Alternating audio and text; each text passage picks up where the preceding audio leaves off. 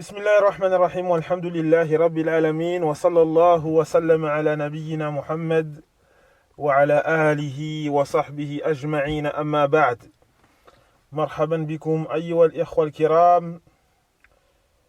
فمعنا اليوم باب فضل السحور وتأخيره ما لم يخش طلوع الفجر.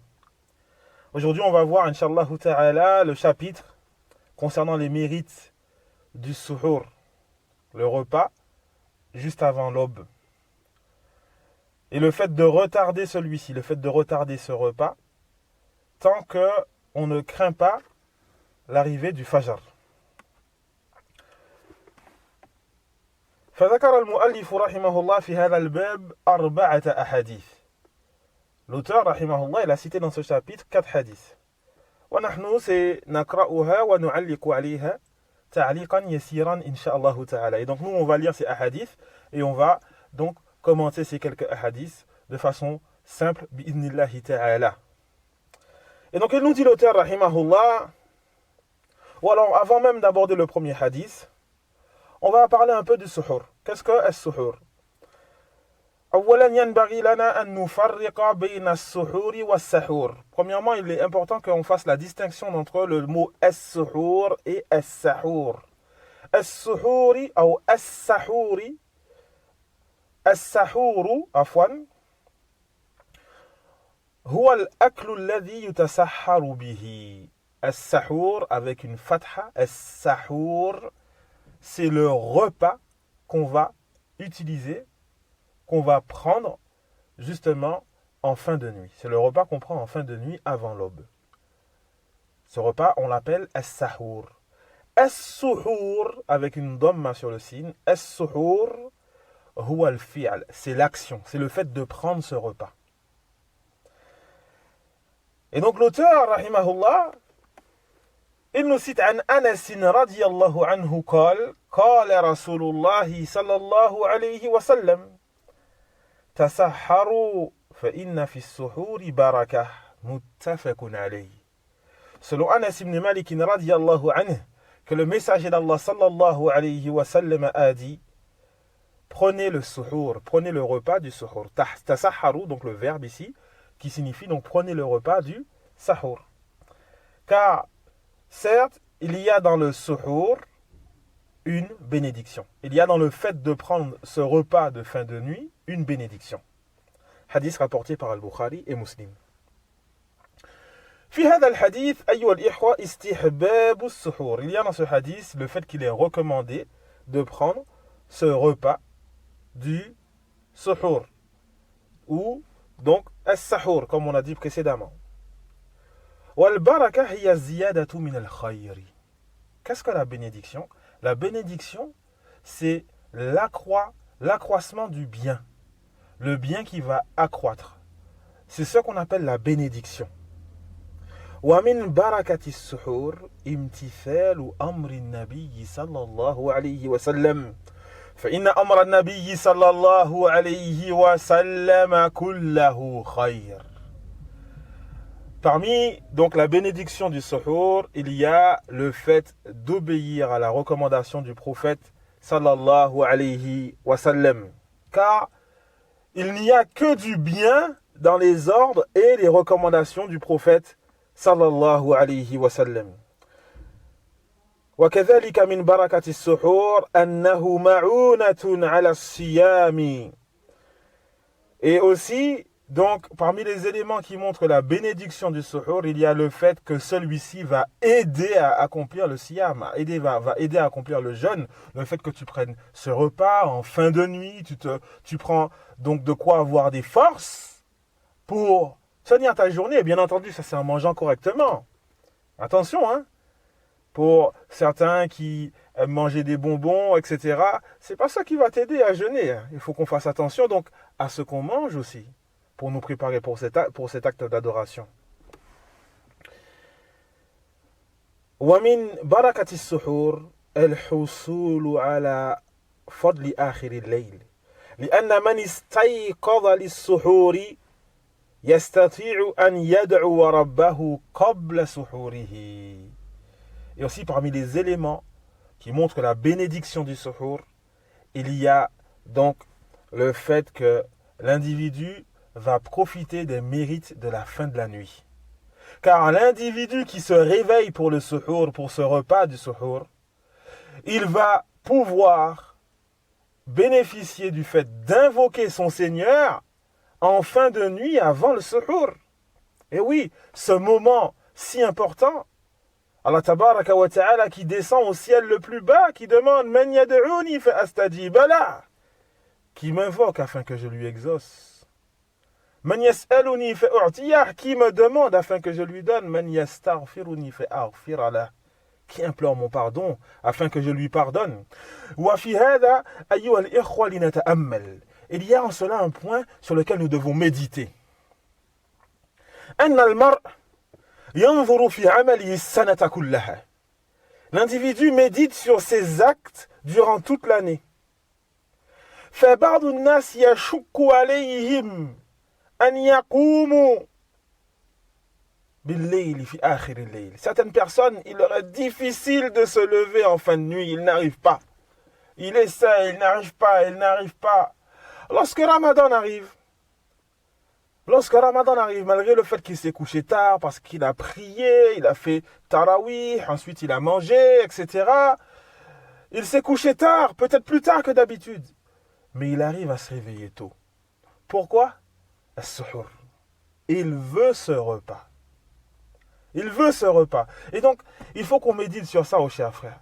Le fait qu'on arrive à se réveiller tôt pour manger, pour remplir notre ventre, mais qu'on n'arrive pas à se réveiller tôt pour invoquer Allah tabaraka wa ta'ala. Il faut qu'on corrige ce problème.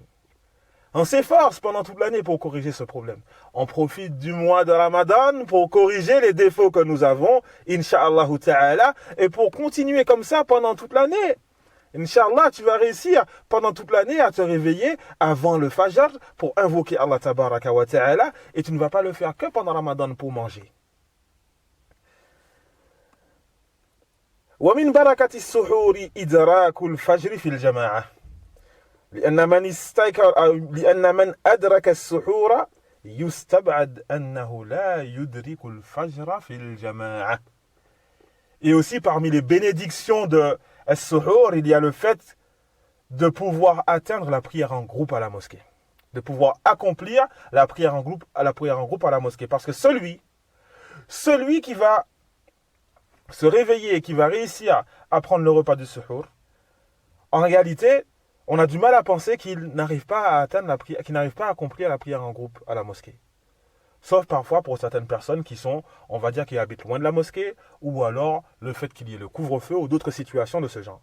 Mais sinon, pour celui qui est dans de bonnes conditions, proche de la mosquée, etc., le fait qu'il prenne le suhour, en général, cela lui permet aussi donc d'arriver à la mosquée à l'heure pour accomplir la prière du Fajr. Ensuite, l'auteur, rahimahullah, il nous dit وعن زيد بن ثابت رضي الله عنه قال تسحرنا مع رسول الله صلى الله عليه وسلم ثم قمنا إلى الصلاة قيل كم كان بينهما قال قدر 50 آية متفق عليه. Selon Zayd ibn Thabit radiyallahu anhu qui dit: Nous avons pris le suhour avec le messager d'Allah sallallahu alayhi wa sallam. Puis nous nous sommes levés pour accomplir la prière. Il fut dit combien de temps il y avait entre les deux actes, entre la prière et le suhour.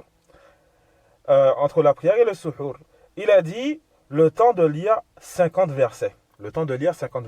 Muttafaqun alayhi. في هذا الحديث أيها الأحبة أن النبي صلى الله عليه وسلم كان يؤخر السحور. Il y a dans ce hadith le fait que le prophète sallallahu alayhi wa sallam, il retardait le temps, il retardait l'accomplissement du suhour. Eh oui, il ne le faisait pas en milieu de nuit, mais vraiment en fin de nuit, le prophète sallallahu alayhi wa sallam. قال العلامة ابن العثيمين رحمه الله 50 آية من 10 دقائق إلى ربع ساعة إذا قرأ الإنسان قراءة مرتلة أو دون ذلك وهذا يدل على أن الرسول صلى الله عليه وسلم يؤخر السحور تأخيرا بالغا. انتهى. Le très savant Ibn al-Uthaymin, rahimahullah, il dit 50 versets. Cela prend entre 10 minutes et un quart d'heure. 50 versets, cela prend entre 10 minutes et un quart d'heure lorsque la personne va lire avec une bonne lecture attentionnée, en faisant attention à prononcer correctement les lettres, etc. Ou alors un peu moins que cela.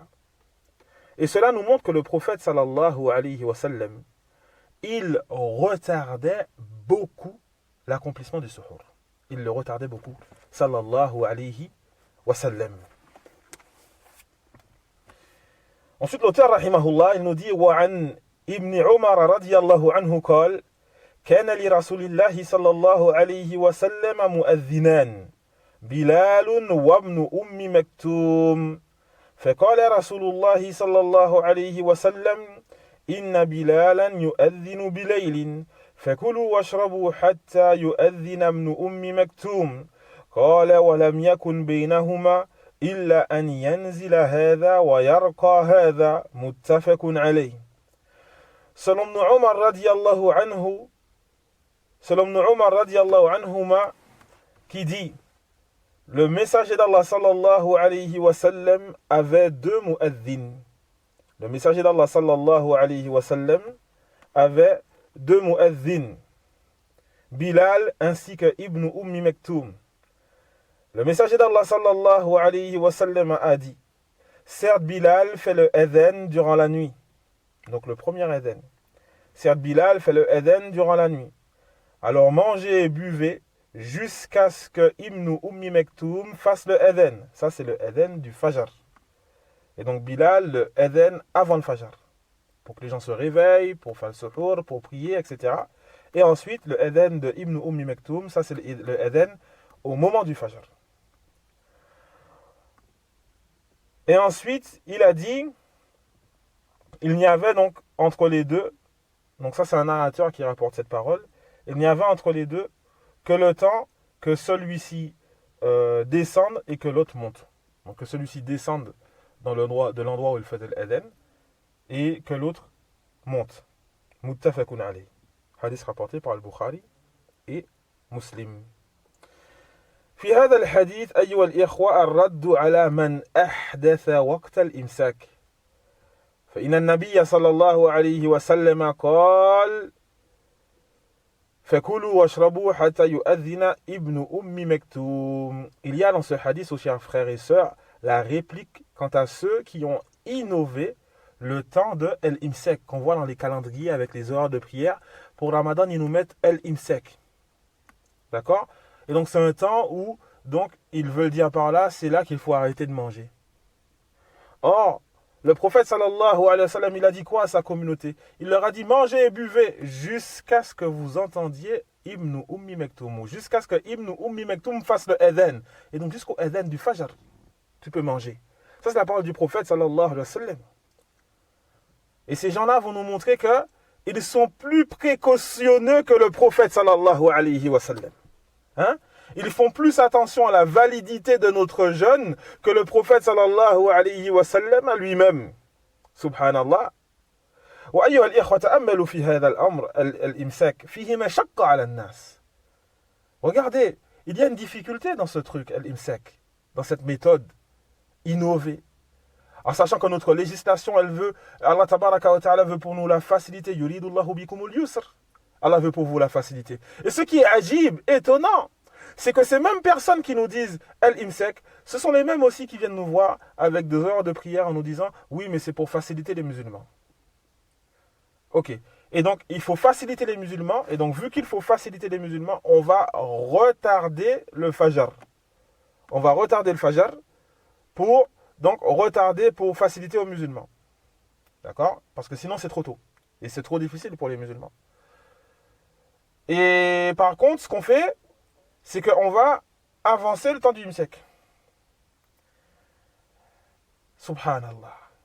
Comment rendre difficile ce qui est facile? Comment rendre difficile ce qui est facile. Et donc voici la parole du prophète sallallahu alayhi wa sallam.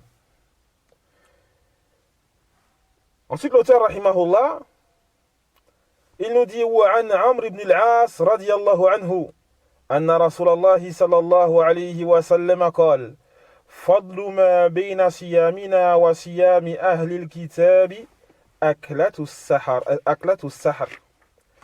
Et donc le prophète sallallahu alayhi wa sallam, donc selon Amr ibn al-As radiyallahu anhu, que le messager d'Allah sallallahu alayhi wa sallam, il a dit la différence qu'il y a entre notre jeûne et le jeûne des gens du livre, et le jeûne des gens du livre est le repas du sahar, donc le repas du suhour, rapporté par Muslim, rapporté par l'imam Muslim dans son sahih. أيها الإخوة في هذا الحديث الفارق بين صيامنا وصيام أهل الكتاب. Il y a dans ce hadith la distinction qu'il y a entre notre jeûne et le jeûne des gens du livre. وهو أكلة السحر.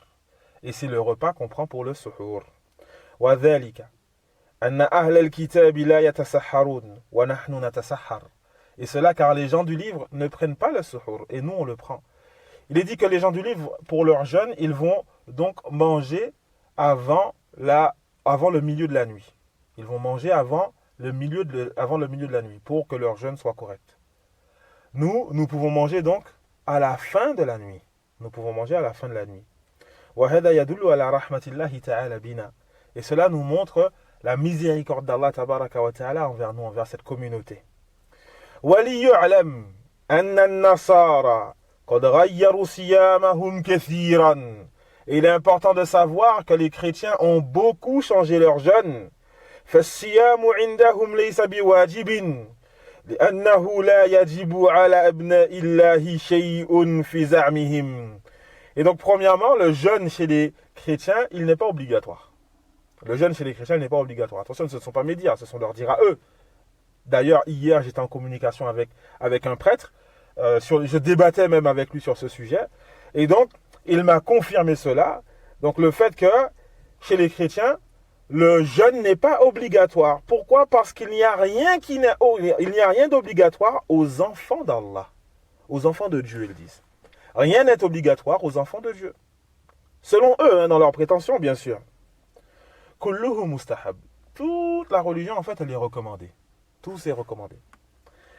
وكما قلنا في دروسنا على النصارى المهم عندهم الإيمان بصلب المسيح. Et donc, comme on l'a dit dans nos cours précédents concernant la religion chrétienne, le plus important pour eux, c'est la foi, le fait de croire au fait que le Messie, Isa, a été crucifié. Ça, c'est le plus important pour eux. وَمَنْ فَعَلَ ذَلِكَ كَفَاهُ وَإِنْ كَانَ أَفْجَرَ النَّاسِ وَلَا يَعْمَلُ خَيْرًا. Et celui qui fait cela, celui qui a cette foi concernant le Messie, celui qui croit en sa crucifixion, eh bien, cela lui suffit, même si celui-ci est le plus pervers des hommes et qu'il n'accomplisse pas de bien. وَمَنْ صَامَ قَدْ يَصُومُ بِالْإِمْسَاكِ عَمَّا شَاءَ وَقَدْ يُمْسِكُ عَنِ الْهَاتِفِ أو عن التلفاز المهم أن تمسك عما تحب لتجوع من كلام الله. Et donc, chez les chrétiens, celui qui jeûne peut s'abstenir de ce qu'il veut. Celui qui jeûne peut jeûner en s'abstenant de ce qu'il veut en fait. Ce n'est pas le Seigneur, ce n'est pas le Créateur qui décide, mais ce sont les êtres humains. Ceux, ils décident de s'abstenir de ce qu'ils veulent. Tu peux t'abstenir du téléphone, tu peux t'abstenir de la télévision, tu peux t'abstenir de ce que tu veux. L'essentiel, c'est que tu t'abstiennes de ce que tu aimes afin que tu aies faim de la parole de Dieu. Allahu Akbar. Subhanallah. Comment ces gens ont modifié et ont changé. Hein? Tu peux changer, tu peux jeûner de ce que tu veux, de ce que tu aimes afin que tu aies faim de la parole d'Allah. Les musulmans, quant à eux, ils jeûnent en respectant les prescriptions, les ordres de leur Seigneur Tabaraka wa Ta'ala. Et en plus de cela, eh bien les musulmans ont soif. Ils veulent entendre la parole d'Allah Tabaraka wa Ta'ala pendant Ramadan. Ils veulent assister au Tarawih, méditer sur la parole d'Allah Tabaraka wa Ta'ala, lire le Coran encore plus. Et donc, le fait de jeûner et de s'abstenir de manger ne les empêche pas de prier, donc d'accroître les prières, d'accroître la lecture du Coran. Pourquoi? Parce que alladhina amanu ashaddu hubban lillah. Parce que ceux qui ont cru, ceux qui ont la foi, aiment Allah beaucoup plus. Ceux qui ont la foi aiment Allah beaucoup plus. Notre amour pour Allah n'est pas comparable à l'amour des chrétiens pour leur Créateur. Notre amour pour Allah, celui qui nous a créés, n'est pas comparable pour l'amour des chrétiens envers Allah tabaraka wa ta'ala.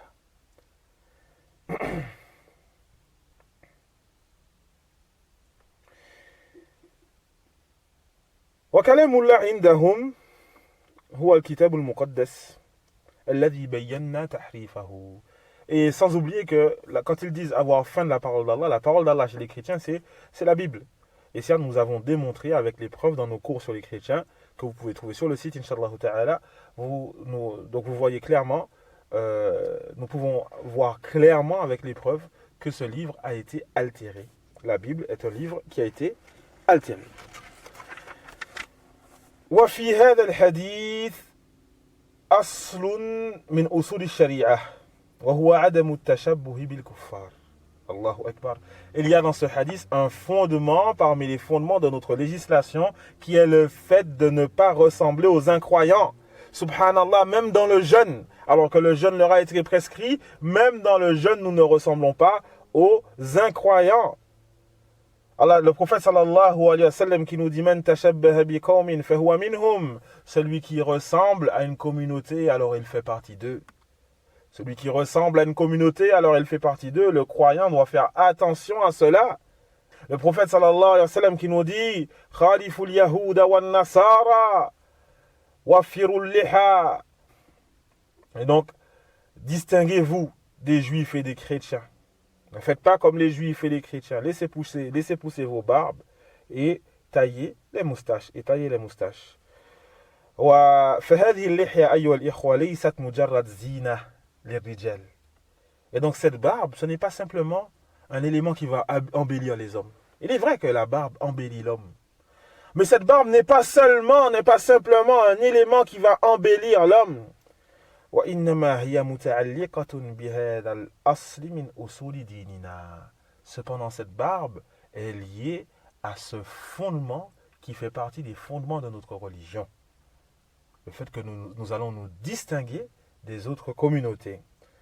وكذلك بالسحور. Et aussi avec le repas du suhour, nous allons nous distinguer des autres communautés. On arrête là pour aujourd'hui. Inch'Allah ta'ala. On demande à Allah tabaraka wa ta'ala de nous accorder la réussite. Il est capable de toutes choses. Subhanaka Allahumma bihamdika ashhadu an la ilaha illa ant astaghfiruka wa atubu ilayk wa jazakumullahu khayra.